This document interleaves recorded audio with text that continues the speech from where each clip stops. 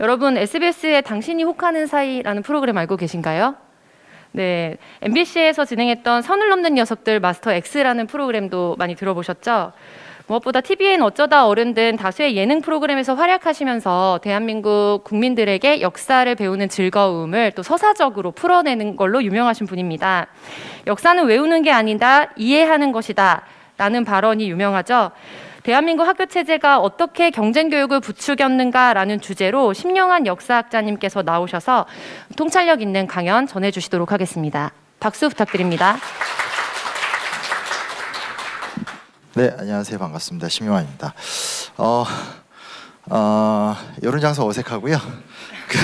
원래 제가 PPT로 많이 하는데 그냥 오늘 좀 발표문도 좀 작성하고 좀 해봤습니다.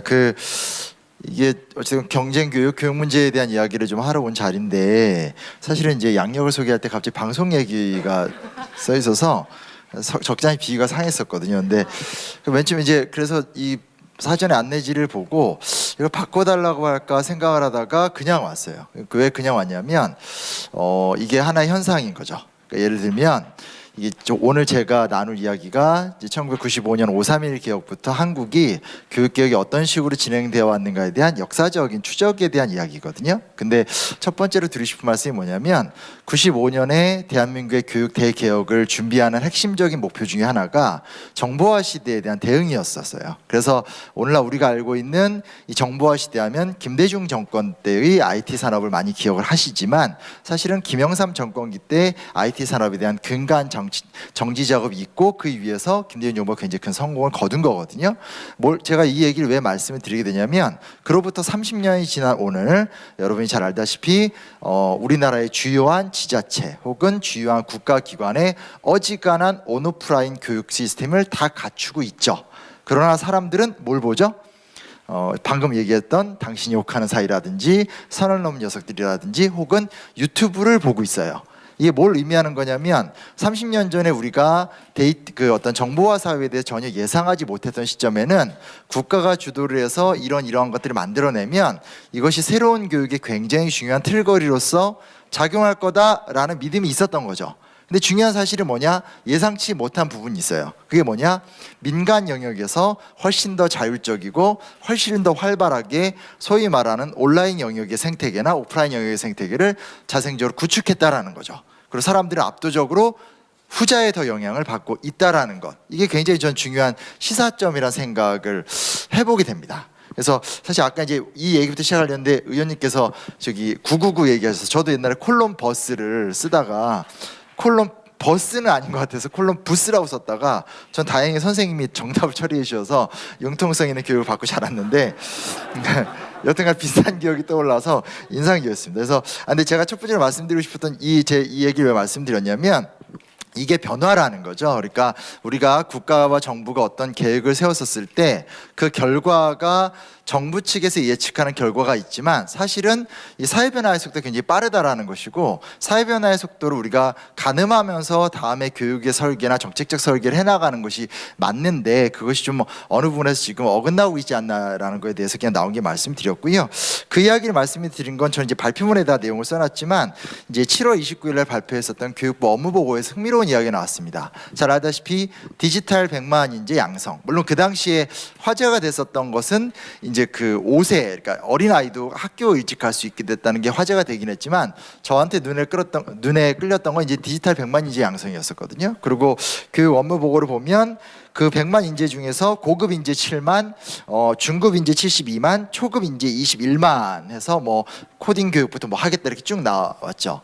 근데 이러고 나서 여러분 최근에 뉴스를 보시면 알겠지만 반도체 산업의 위기라든지 그리고 반도체 산업이라는 것이 과거에 중국과 미국의 평화로운 관계 속에서 순항적인 어떤 성과를 거두던 과정이었다면 이게 지금 기조가 깨지고 있잖아요. 오늘 아침에 뉴스를 보더라도 미국의 SK 공장에 바이든이 와서 했던 국회죠. 바이든 대통령이 와서 했던 이야기가 결국은 이제 더 투자해라 뭐 이런 이야기로 가고 있죠. 그러니까 무슨 얘기냐면 제가 이 말씀드리는 게 뭐냐면 두 가지인데 하나는 우리가 정부가 정책적 목표를 갖고 교육이라는 것을 달성하려고 하는 시도가 굉장히 오래된 방식이라는 거예요. 근데 그게 지금의 급변하는 혹은 1990년대 이후부터 굉장히 빠른 속도로 변해가고 있는 이 융통성 있는 이 세계 속에서 적합한 방식이냐에 대한 근본적 질문을 하나 해볼 수 있게 되는 거고요.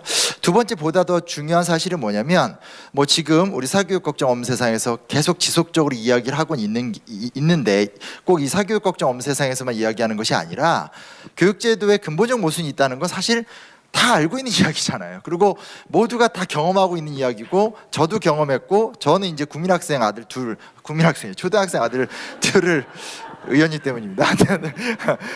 초등학생 아들 둘을 두고 있는데 똑같은 과정을 경험하고 있단 말이에요. 근데 이제 사실 좀 주목해서 볼 수 있는 게 뭐냐면 제가 여기다 적시를 해놨지만 사실은 실질적으로 박근혜 정권기 때 국정교과서 사태 그리고 문재인 정권기 때 조국 사태 등을 겪어서인지 모르겠지만 정치권에서 어느 순간부터 교육의 근본 문제에 대한 개선과 변화 같은 것들을 도모하기보다는 사실상 점점점 피해가면서 눈앞에서 고칠 수 있는 걸로 정책적 전환이 이루어지고 있다는 거죠. 그래서 단적인 예를 들면 문재인 정권에서는 조금 전에 얘기했듯이 제가 이제 발표문에 써놨듯이 사실상 이제 정시와 수시 사이에서의 안정적인 선택을 지향하는 정책을 취했다라면 또 최근에 보면 지금 이 100만 디지털 인재 같은 것들이 설령 100만 디지털 인재를 양성을 하는 걸 성공을 해서 우리가 반도체 국가로서 더더더 성공을 한다고 하더라도 이게 한국 사회가 겪고 있는 기본적인 교육 모순을 개선할 수 있냐라는 건 거리가 멀다라는 거죠. 그래서 첫 번째로 제가 말씀을 드리고 싶었던 부분에서 하나 말씀을 드리고 싶었던 것은 뭐냐면 최근에 와서 특히 이제 적어도 한 근 10년 내에 여야를 막론하고 교육 정책이라는 것이 사실상 한국 사회에서 가장 근본적으로 겪고 있는 교육 모순과 멀어지고 있는 식의 정책들이 일반화가 되고 있다는 말씀을 꼭 드리고 싶었고요. 긴장 잘 안 하는데 긴장이 되네요. 네. 그리고 그걸 하나 말씀드리고 싶었고요. 두 번째로 말씀드리고 싶은 건 제가 이제 매주 화요일마다 성공회대학교에서 수업을 합니다. 한 5, 6년 됐어요. 학생들이 가르치고 있는 역사 수업을 하는데 이제는 적응이 될 만도 한데 계속 적응이 안 됩니다. 적응이 안 되는 건 뭐냐면 학생들이 수업을 열심히 안 들어요. 근데 수업은 저도 대학생 때 열심히 안 들었기 때문에 상관은 없는데 태도가 이 교수가 들어왔다는 거에 대해서 거의 무관심하죠. 특히 교양 과목 교수들은 어차피 이게 시간 강사들이기 때문에 애들이 더 우습게 보는데 어제 무슨 일이 있었냐면 한 학생이 아예 수업을 물론 마지막 수업이었는데 한 학생이 아예 헤드폰을 끼고 이제 PC에 하면서 이렇게 수업을 들었을까 대놓고 짜증을 냈죠. 오랜만에 꼰대가 돼서 되게 행복했는데 그거 핸드폰 벗으라고 막 하면서 이제 헤드폰 벗으라고 하면서 이렇게 얘기했었는데 예전에 무슨 행사라 이게 강의를 하다 깨달았던 경험이 있었는데 뭐냐면 제가 이제 이런 경험들 그러니까 학교에 가면 50명이 수업을 듣든 60명이 수업을 듣든 5명만 수업을 열심히 듣거든요. 다 똑같아요. 근데 이 현상을 이제 중고등학교 선생님들하고 이야기를 하다 보니까 중고등학교 선생님들이 무슨 얘기 하냐면 야 옛날에 중고등학교 때 우리 학교에서 하던 짓 똑같이 대학 가서 안 해? 이 얘기를 하더라고요. 그게 이제 인상적이었어요. 그러니까 무슨 얘기냐면 이 정상적인 교육 혹은 우리가 생각하는 이상적 교육이 아닌 입시 현실에서의 교육이라는 것이 계속 일반화가 되는 상태를 전제로 해서 봤었을 때 나타나는 현상은 예전에는 선생님이 무섭게 하고 매를 때리거나 사회적인 권위주의적 모습이 있기 때문에 이것이 얼추 유지가 됐더라면 지금 그게 다 해체가 됐단 말이에요. 해체가 된 상태에서 사실상 입시 교육에서 소외되거나 이 교육이 나한테 필요 없다고 느끼는 상위권이 됐든 하위권이 됐든 간에 이 학생들이 할 수 있는 최대한의 저항이라는 건 학교에서 자기가 하고 싶은 대로 멍 때리고 있거나 카톡 치거나 인터넷 하거나 이런 문화가 있는 거죠. 그러니까 그게 중고등학교 때부터 그런 문화가 온 다음에 사실 대학 사회에서도 그대로 가고 있는 거죠. 그래서 사실은 제 주변에도 많은 대학 강사들이 수업을 하다 대학을 많이 떠나요. 떠나는 이유는 간단합니다. 대학 수업에서의 자괴감이라는 거죠. 학생들을 가르칠 때 학문의 전당에서 의미가 없는 이런 걸 좀 말씀을 드리고 싶었는데 이 말씀을 왜 드리냐면 제가 오늘 발표하는 핵심적인 내용 중에 하나가 핵심적인 내용이 531 교육개혁이라는 말씀을 드렸잖아요. 좋든 싫든 한국은 531 교육개혁 기준으로 나뉘게 됩니다. 그러니까 1995년이고 이것이 정당으로 어느 정당이냐가 중요한 것이 아니라 한국에서 쿠데타의 시대가 끝나고 노태우 정권이라는 군사정권 시대의 과도기가 끝난 상태에서 문민 정권이 들어서서 소위 말하는 한편에서는 광범한 사회적인 민주화 또 반대편에서는 시드니 선언을 기준으로 해서 광범위한 세계화라고 하는 이 두 가지의 방향성 속에서 교육을 개혁하겠다라는 원대한 어떤 방향성이었었던 거죠. 그래서 말 그대로 이제 소위 말하는 5.18 문제부터 시작해서 온갖 사회적 요구에 대해서 담아내려고 했었던 김영삼 정권의 개혁 의지와 95년에 시드니를 갔다 온 다음에 야 세계가 바뀌고 있다. 이제 세계화로 나아가자. 천국 같은 이야기지만 그 당시에 세계화를 영어로 SEGY 뭐해서 세계화 이렇게 뭐 하면서 주도적인 세계화를 하겠다라고 김영삼 정권의 의지를 표명했는데 그때로 본다라면 김영삼 정권 개인의 의지지만 조금 넓고 장기적인 과정으로 본다라면 적어도 분명한 것은 1990년대부터 지금까지 우리 사회가 됐던 전 세계가 됐던 간에 광범위한 형태의 민주화와 세계화라는 게 굉장히 큰 힘으로 지금 역사와 상황에 영향을 미치고 있는 건 사실이거든요. 그리고 그 과정 속에서 이제 5.31 교육개혁이 나왔고 국민의 정부에서도 이걸 수용하면서 이야기 풀어가려고 했고 그 다음에 이제 뭐 이렇게 쭉쭉쭉 거의 내려와서 5.31 교육의 개혁의 틀이 거의 안 깨졌기 때문에 제가 오늘 5.31 개혁 얘기를 하는 건데 문제가 뭐냐면 이게 두 번째 이야기인데 아까 하나는 이제 말씀드렸고 두 번째로 말씀드리고 싶은 게 뭐냐면 이겁니다. 그러면 가장 큰 문제가 뭐냐면 사회는 많이 바뀌었단 말이에요. 사회는 바뀌었는데 교육이 안 바뀐 거죠. 물론 부분적으로 많이 바뀌었다고 할 수 있겠지만 몇 가지 부분에서 우리가 얘기를 해볼 수 있는데 첫 번째 교과서가 칼라로 바뀌었다. 이건 맞아요.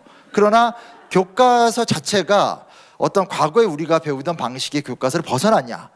두 번째, 교과 방식인 거죠. 수업 방식이 되는 거죠. 수업 방식 자체가 뭐 이렇게 뭐 소통과 토론을 떠나서 적어도 우리가 예전에 배우던 칠판을 까고 칠판을 두고 판서를 하면서 주입하는 방식이 바뀌었느냐. 그리고 혹은 이 두 가지가 그대로 온전히 되더라도 수업 방식에서 대안적인 수업 방식이 많이 정착을 한 부분이 있냐. 그리고 국영수 중심의 교육 뭐 이걸 두고도 뭐 어디에 중점이 바뀌고 이런 입시적인 경향은 있지만 여튼간에 국영수라고 하는 우리가 어렸을 때부터 배웠었던 그 교육의 방식의 무게성 그 자체가 바뀌었냐. 그리고 마지막으로 입시제도가 개선이 됐냐. 한 5가지 정도로 규정이 되거든요. 그러니까 무슨 얘기냐면 시대는 정말 많이 바뀌었고 이게 그냥 한때 PPT 열풍이 불다가 스티브 잡스가 나와서 두 줄 딱 긋고 나와서 청바지 입고 나와서 PPT 하는 것 때문에 또 PPT가 바뀌게 되고 뭐 이런 식으로 뭔가를 발표하고 이야기하고 소통하고 지식을 만들어가고 하는 내적인 사회적 욕구와 또 사실 이런 거 있잖아요. 이 고교 독서평서 같은 애들이 보는 잡지들이 있단 말이에요. 근데 그런 거 보면 사실은 다 내용을 안 보더라도 중고등학교 혹은 초등 독서평서를 보더라도 초등학생들이 보는 어린이 잡지에도 환경 문제, 기후 문제, 젠더 문제, 성 이슈 다 나와요. 그러니까 무슨 얘기냐면 어렸을 때부터 커오면서 눈으로 보고 자란 수준은 그것을 내 안에 체내화를 시켰든 안 시켰든 간에 되게 높은 거죠. 근데 내가 현실적으로 지금 배우고 있는 교육의 방식, 시스템, 구조, 그리고 교육에서 중요시 여기는 과정들은 얼마큼 바뀌었을까? 이 비중의 차이가 저는 굉장히 크다고 생각이 됩니다. 저희 아들이 이제 5학년인데 이제 막 수학 공부를 되게 열심히 해요. 그래서 얼마 전에 학원을 끊었어요.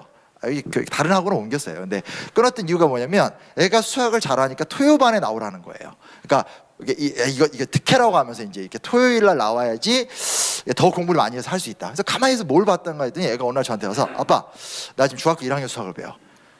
그러니까 이게 자랑인 거예요. 그러니까 무슨 얘기냐면 뭔가 대단한 어떤 포장지를 이야기하고 있지만 결국 학교에서 그러니까 우리 여전히 학부모 초등학생을 둔 부모들이 대할 수밖에 없는 입시적 의존초라는 것은 영수 중심의 교육인 거고 그리고 그 교육이라는 게 대단한 창의성인 것처럼 이야기하지만 5학년짜리 6학년짜리 문제를 풀고 6학년짜리 문제를 푼 다음에 중학교 문제를 푼 다음에 토요일 날 나오면 한다는 거예요. 제가 막 저항을 하면서 막 학부모 선생님한테 화를 냈더니 그 담임 선생님 당황해 하시면서 아니 다른 부모님도 되게 좋아하는데 애를 왜 토요일 학원에 보내는 게 기분 나빠하냐 뭐 그러면서 이제 전화를 확 끊고 애를 끊고 이랬던 기억이 있는데 한편에서 그 내부적으로 그런 문제가 있는 거고요. 외부적인 건 말 그대로 세계화의 논리입니다. 그러니까 세계가 너무나 빨리 변하고 있다는 거예요. 이 변화하는 속도를 정부 정책이 따라갈 수 있을까?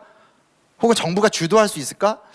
이 부분도 저는 되게 좀 중요한 문제인 것 같아요. 그러니까 왜 한국 교육이 이렇게 표류하는가에 대해서 우리가 여러 가지 입시제도의 개선을 통한 봉합적인 문제 해결의 접근 과정으로 문제를 풀려고 하지만 사실 정말 냉정히 따지면 한국 사회가 질적으로 내부적으로도 변했고 세계사적 경랑의 속도가 너무 빠르다라는 거죠. 그렇다면 이 경랑의 속도 속에서 정부는 어떤 역할을 취해야 되는가? 정책은 어떤 방식을 취해야 되는가?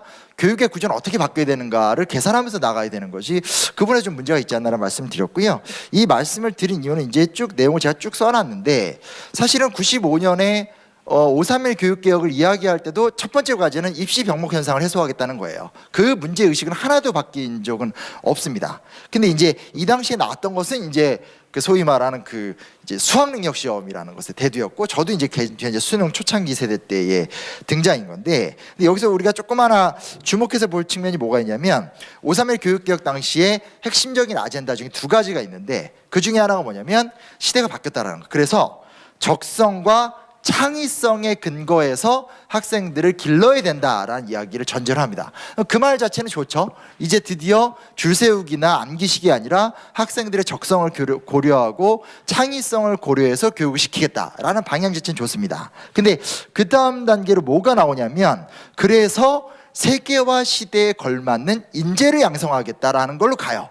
그러니까 무슨 얘기냐면 약간의 자가당착적인 모습이 있는 거죠. 시대가 바뀌었고 민주화의 시대라는 건 민주화잖아요. 그러니까 즉 사회의 부문이라는 것이 국민이나 사회 재분야로 넘어가야 되는 건데 531 교육 때부터 김영삼 대통령이 됐던 김대중 대통령이 됐던 노무현 대통령이 됐던 이명박 대통령이 됐건 여기까지로 제가 말을 끊는 건 적어도 이명박 대통령 시즌까지는 국가가 교육의 근본 모순에 대해서 부딪히던 시점이고 그 이후부터는 이게 굉장히 많이 훼손이 된다고 하기 때문에 제가 여기까지 끊는데 여튼 그것이 이명박 대통령이 됐던 김영삼 대통령이 됐던 간에 핵심 내용이 뭐냐면 시대가 변했으니까 그 변화하는 시대를 내가 혹은 정부가 창출하겠다라는 틀은 결국 못 버린다라는 거죠. 이게 좀 여기가 이것이 가장 정부의 교육 정책의 가장 큰 부조화의 지점이 아닐까라는 좀 생각이 듭니다. 그러니까 시대 변화를 인식했고 그거에 맞춰서 자율성과 창의성을 기르자까진 좋아요. 근데 그 다음 단계가 뭐냐? 그래서 국가 경쟁력을 강화시켜서 우리가 옛날처럼 잘 살자. 조금 냉정히 얘기하면 박정희 시대의 망령이 그대로 반복이 되고 있는 거죠. 그리고 여전히 1인 영웅주의, 그리고 정부가 모든 걸 다 해결할 수 있다라는 황당한 믿음 같은 것들이 있기 때문에 이 두 개의 부조화가 존재하니까 그거의 실질적 결과물이라는 것은 결국은 대통령이 누가 되느냐, 그리고 그 대통령이 된 상태에서 교육부 장관이 누가 되고 교육 정책이 어떻게 나오느냐를 따라서 모든 게 다 좌지우지가 되면서 이게 이제 한편에선 정쟁의 흐름으로 가게 되는 거고, 한편에서는 보세요. 이게 되던 시대가 있습니다. 1960년대는 우리가 알다시피 사회가 되게 작아요. 그리고 1960년대, 60년대 때 재벌은 기업 개수로 따지면 40-50개가 되지만 지금의 중소기업, 단위 있는 중소기업보다 그 당시 60년대 때 재벌의 40-50개 되는 기업의 규모가 작습니다. 그러니까 무슨 얘기냐면 60년대 때라는 시대 자체는 대통령이 깃발을 들고 함께 나가서 뭔가 이야기를 만들 수 있는 구조가 형성이 가능한 거라면 90년대 이후에 한국의 사회적 성장이라는 것은 사실상 이게 불가능한 구조로 민간사회 영역이 굉장히 커지거든요. 근데 그런 부분에 있어서 사실상 좀 뭐라 해야 되나, 이 놓치고 있는 부분이 좀 분명히 있지 않냐라는 부분을 좀 말씀드리고 싶고요. 자, 사립학교의 문제에 대해서 써놨는데 되게 재밌습니다. 그 531 교육개혁을 보면 사립학교 이야기를 하면서 세 가지 이야기합니다. 사학이죠. 사학은 특수성과 자주성을 갖고 있어야 된다라고 얘기합니다. 그러니까 사학이라는 것이 존재한다는 건 특별한 어떤 교육적 정체성을 갖고 있으니까 사학이 되는 거죠. 그리고 이제 그 자주성을 갖고 있다는 건 말 그대로 사학이니까 교과 과정에 대한 독립성을 갖고 있어야 된다는 거죠. 쉽게 말하면 이제 유럽이나 미국에 있는 카톨릭 학교라든지 엘리트 학교 같은 것들을 우리가 비교해 봐도 좋습니다. 그래서 그 결과가 공공적 가치로 귀결이 돼야 된다는 건데, 정말 흥미로운 게 뭐냐면 531 교육보고서에 뭐라고 나냐, 특수성 부족하다, 자주성 부족하다, 고로 공공성이 없다. 이게 95년에 한국의 국가교육, 그 당시 최초로 만들어진 국가교육위원회가 내린 결론입니다. 그러니까 무슨 얘기냐면 한국의 사학이라는 것은 실질적으로 이 사학이 가져야만 하는 그 의의에 대해서 충분 조건을 갖추고 있지 못하다라는 게 사실 95년대의 결론입니다.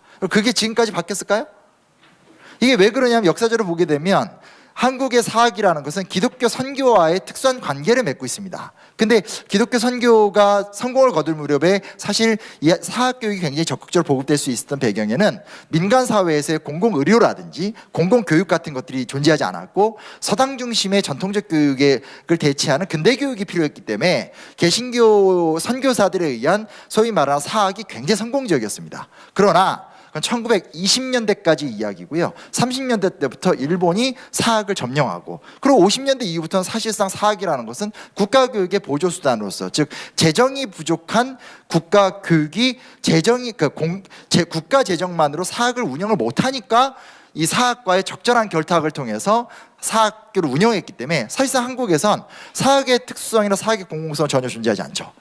존재하지 않죠. 그 이야기를 제가 한 게 아니라 95년에, 그러니까 지금 얘기한 것도 아니고 이미 이 당시 때 이런 이야기를 했었습니다. 근데 이제 이것이 지금 가장 최악의 모습을 낳고 있는 게 뭐가 되냐면, 한편에서 소위 말하는 진보 진영 같은 경우는 대충 구분하는 겁니다. 혁신학교의 논리로 가게 되죠. 그리고 이제 이 보수 진영에서는 자사고의 논리로 가게 됩니다. 근데 각자가 의미가 있다고 생각합니다. 근데 가장 이 두 가지를 볼 수 있는, 하나는 내면적으로 봤었을 때 지난 30년간 그러면 사학이 특수성과 자주성을 바탕으로 해서 공공적 기능을 소화하는 단계로 성장했냐, 성장에 대한 공공적 지표가 있냐, 성장에 대한 사회적 합의가 있냐, 그리고 첫 번째로 물어볼 수 있게 되는 거죠. 두 번째는 이것이 그렇다면 그렇게 성장한 사학을 바탕으로 해서 우리가 뭘 어떻게 해나가야 되는 건데, 그것이 기존에 그것이 설계가 되어 있지 않다 보니까 그 다음 단계로서는 결국은 뭔가 이렇게 좀 혁신적인 뭔가를 통해서 이렇게 해야 된다라든지, 아니면 이렇게 뭐 이렇게 자사고를 육성시킨다라든지 이런 식으로 하면서 그 이면을 갖고 이제 싸우게 되는 거죠. 그래서 이제 노무현 정권 때부터 사학 문제에 대한 진보 진영의 분석이라는 건 사학이라는 것이 거대한 경제적 기득권층이다라는 거에 대한 공격과 갈등이 있었고요. 자사고 문제는 결국 사회적으로 굉장히 큰 저항을 받았죠. 돈 있는 사람들의 출세적인 합리화다, 뭐 이런 식으로 가기 때문에 이 앞뒤가 안 맞는 거죠. 이미 30년 전, 40년 전에 사학이 갖고 있는 공공성과 특수성이라는, 자주성과 특수성에 대한 것을 문제 진단했음에도 불구하고 그걸 어떻게 설계해 나갈 것인가에 대한 디테일한 척도와 성장 과정에 대한 아젠다가 설립이 되지 않은 상태에서 이걸 두고 싸우는 상태가 되니까 당연히 사회적 동의가 일어나기 좀 힘든 구조가 된다는 말씀을 좀 드렸고요. 흥분하지 않으려고 하는데 흥분을 하네요. 네. 네. 그리고 그다음 이제 교육 문제입니다. 그다음 이제 제가 이제 그 양적 성장에서의 성공, 질적 성장에서의 실패인데, 이게 양적 성장은 정말 대단한 성공을 얻었습니다. 저는 그 자체로도 의미가 있다고 생각합니다. 왜냐면 이 당시에 이제 소위 말하는 학급 목표 20명, 그리고 학교에 있는 교과서의 개혁, 그러니까 칼라나 이렇게 토론 주제 이런 것들 반영하는 것들, 그리고 이 당시 이미 자유발행제를 검토함, 자유발행제를 만들 수 있는 나가는 데까지 전제함, 이런 얘기 나오거든요. 그리고 이제 교실 조건 개선 같은 것들. 그러니까 지금 우리가 우리의 자녀들을 보고 학교에 가면 아쉬운 것이 있을지 모르겠지만 90년대 중반부터 지금 한 20, 30년이 흐른 상태에서 사실은 이 시기 때 그러니까 김영삼, 김대중 정부 때 목표했었던 교육의 양적 성장은 사실상 대부분 달성했다라고 봐도 무방할 정도입니다. 그걸 뒤집어서 이야기하면 학급 수를 줄이자, 교실에 LED 하나를 더 넣자, 이런 걸로는 어떻게 보면 한계인 거죠. 그러니까 더 이상 양적인 물질적 보급을 통해서 학교 교육을 개혁시키겠다, 이거는 한물간 주장이죠. 그리고 아까 이게 제가 처음하고 말씀을 연동시켜 드리는 거지만 그런 걸로 되지 않는 굉장한 소프트웨어의 변화 측면이 많기 때문에 말씀드리는 거고요. 그래서 제가 이제 쭉 여기다 뭐 질적 성장에서의 뭐 실패하면서 쭉 얘기 써놨는데, 흥미로운 게 뭐냐면 이 당시에 두 가지 재미있는 게 있습니다. 개혁안을 보면 교육의 질적인 목표를 고민할 적에 이기적 경쟁을 조장한다, 공동체 의식이 빈약하다, 그래서 품위 있는 인간 교육을 제대로 실천하고 있지 못한다, 이런 부분도 고민을 합니다.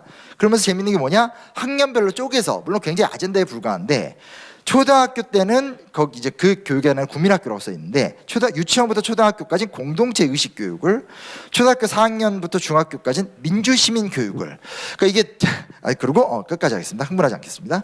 고등학교에서는 세계 시민 교육을 해야 한다라고 정립을 합니다. 그러니까 어렸을 때는 공동체, 중학교 때는 민주시민, 그리고 고등학생 때는 세계 시민 교육을 준비해야 된다는 겁니다. 근데 어느 순간부터 되게 웃긴 게, 이게 웃긴 게 그 창의성의 부재라고 할 수 있을까요? 세계 시민 교육, 뭐 수용자 중심의 교육, 최근에 새롭게 쓰는 아젠다처럼 나오는 이야기들이 사실은 90년대 때 다 나왔던 이야기를 지금 반복 재탕하고 있다라고, 정권과 상관없이 계속 이야기하고 있다는 걸 말씀을 드리고 싶고요.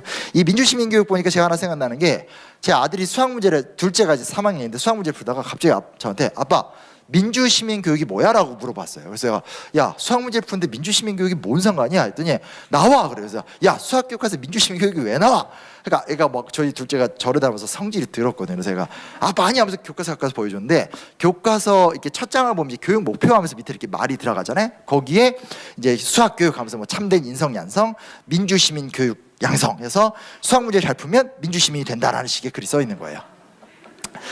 이게 뭐예요? 그러니까 이 말도 안 되는 이야기가 되는 거죠. 근데 이 당시 이제 90년대 때 타겟팅했었던 것 중에 하나가 뭐냐면 양적 성장과 더불어서 질적 성장의 핵심 포인트는 수업의 변화입니다. 즉 여기 제가 되게 자세히 써놨는데 실제로 쉽게 말하면 교과 내용이 연계성이 없다. 국사 배우는 애는 국사만 배우고 국사와 세계사가 연계되어 있지 않다. 뭐 이런 얘기라든지 혹은 국영수로 너무 매몰되어 있다라든지 혹은 수업이 아니라 되는데 사실상 대부분의 수업이 판서 중심이다라든지 뭐 이런 혹은 수업 내용이 지나치기 어렵다라든지 심지어 교육 내용 자체가 너무나 국가주의적이다라는 말까지 다 나오고 있습니다. 다 나오고 있습니다. 이런 부분에 돼 있죠. 근데 이제 그리고 이제 최종적으로 531 교육에서의 마지막 방법이 뭐냐면 두 가지인데 하나는 세 가지죠. 하나는 뭐냐?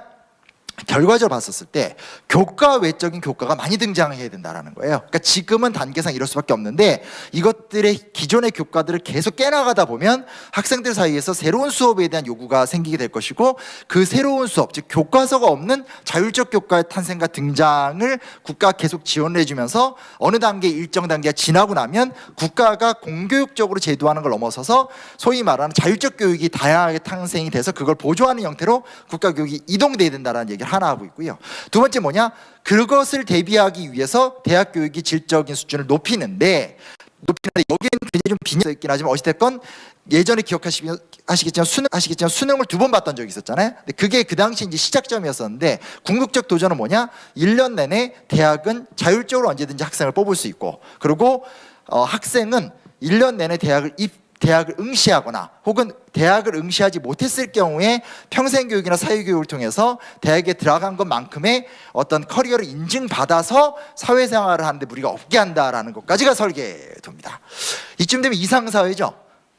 조사만 안 되는데 하여튼 전혀 지금 전개가 안 되고 있습니다. 근데 실제로 현실은 전혀 거꾸로 가고 있습니다. 왜 전혀 거꾸로 가고 있냐? 바뀌지 않는 부분이 이제 몇 가지 이유가 있겠죠. 아까 했던 얘기 그렇다 치고 또 하나 살펴볼 수 있는 게 뭐냐면 평가 기준이라는 게 존재합니다. 교육과정 평가원에서 만든 평가 기준이 실제로 이 5년 단위로 저희가 교육과정이 바뀌잖아요. 5년 단위로 이 평가 기준이 계속 갱신이 되고 실제로 그게 굉장히 중요한 또 수익 사업입니다. 근데 보면 이게 가장 큰 문제입니다. 왜냐? 평가 기준을 읽어보신 적 있나요? 저도 사실은 이 발표를 위해서 최근에 열심히 공부를 했는데 깜짝 놀랐습니다. 평가 기준이 어떻게 되어 있냐면 이런 거 있잖아요. 공부 못하는 애는 떨어뜨린다. 이런 말을 할 수가 없잖아요. 그러니까 어떻게 평가 기준이 되어 있냐? 예를 들면 삼국시대다라고 얘기하면 흥분했습니다. 3분 내로 끝내겠습니다.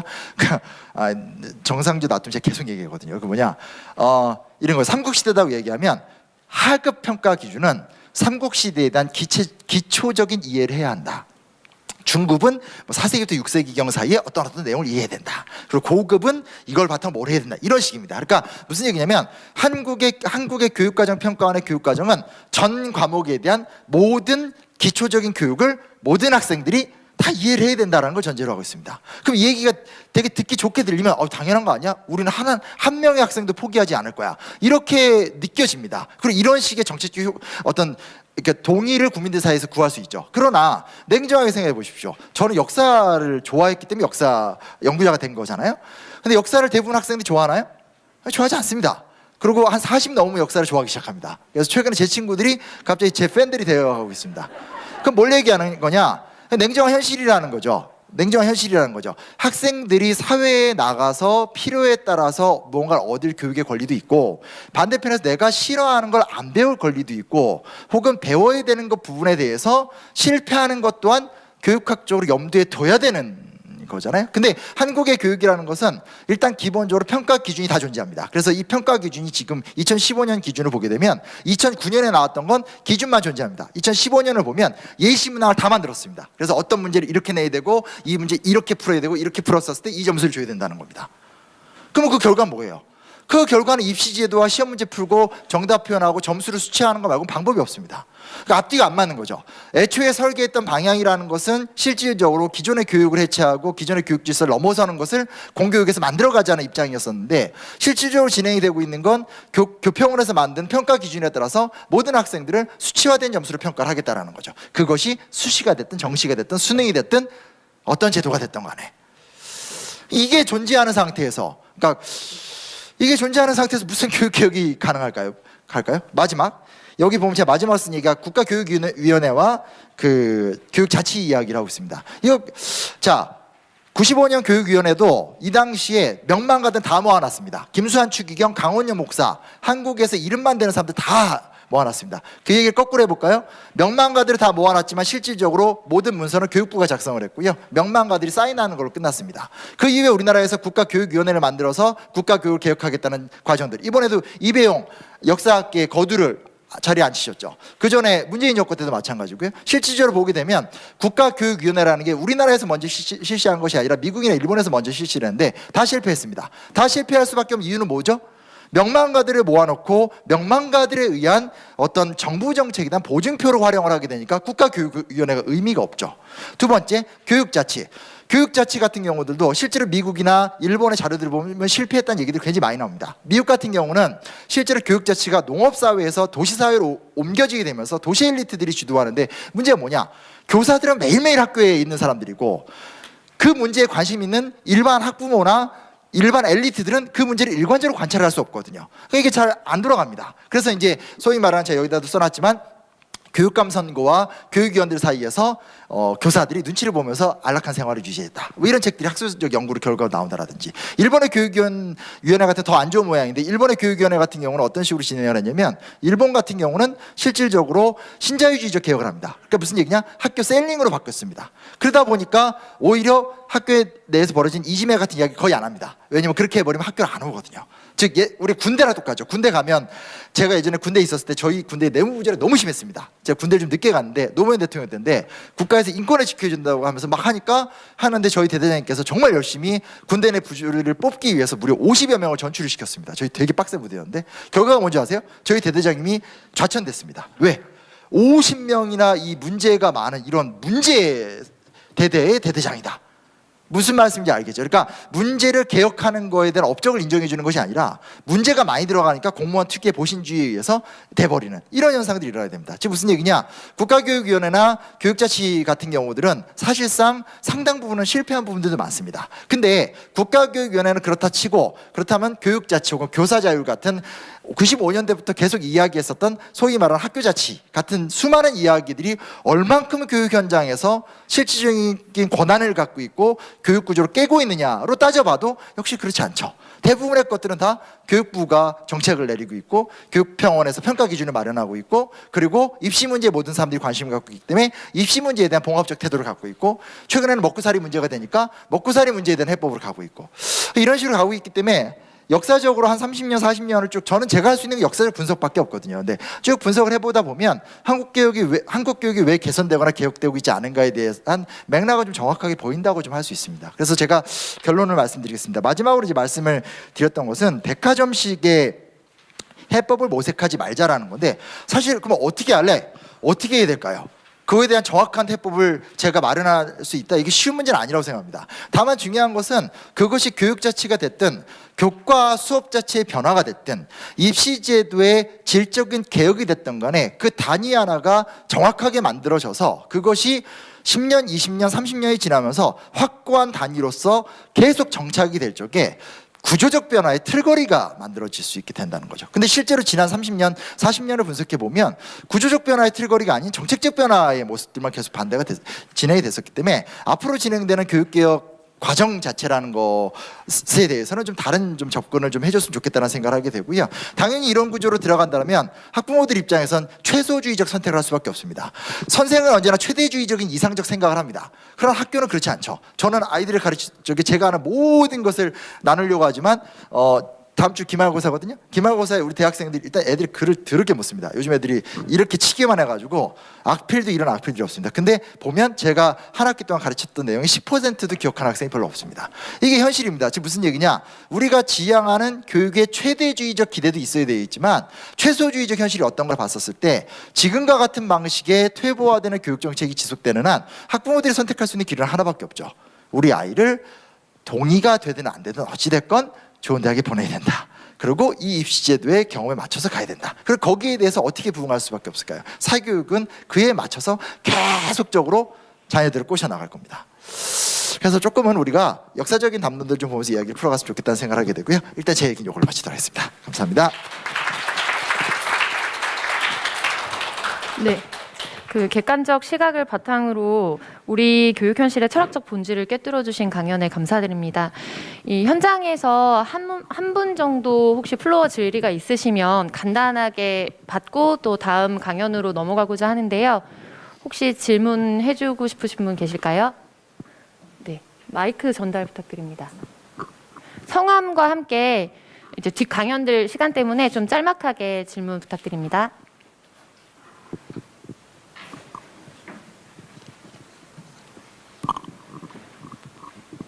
네, 짤막해야 할 것 같아서 한 가지 질문 드리는데 교수님은 왜 자녀분을 사교육에 보내시나요? 어떤 이유가 있는지가 궁금해요. 아 저요? 아 네. 저는 저희 집 자괴감이 밀려옵니다. 자괴감이 밀려오고요. 똑같죠. 그러니까 비슷해요. 그러니까 누가 저한테 그랬는데 뭐 강연할 때는 막 신처럼 펄펄 날아라 내가 강연 끝나면 인간 된다고.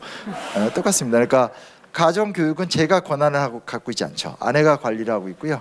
아내의 최소주의적 선택입니다. 그리고 더 무서운 건 다 알겠지만 지역 사회의 커뮤니티가 갖고 있는 학원과 시스템에서 굴려가죠. 죄송합니다.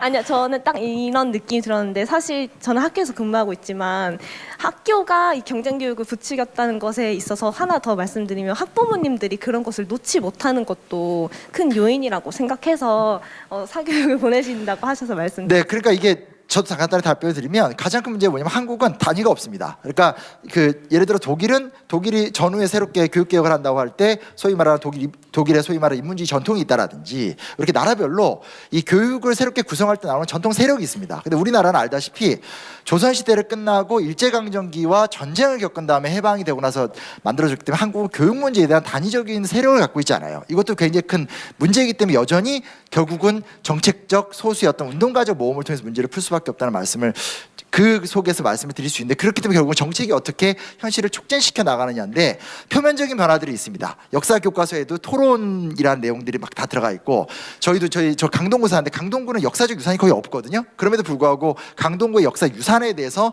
준비해 오라고 하죠. 근데 그게 얼만큼 그 표면적인 내용이 얼만큼 수업과 또 선생님들과 현장을 바꿔낼 수 있을 만큼의 질적 비중을 차지하고 있느냐의 문제에서의 저항과 변화는 좀 그게 좀 중요한 부분으로 생각을 해보게 됩니다. 네. 맞습니다.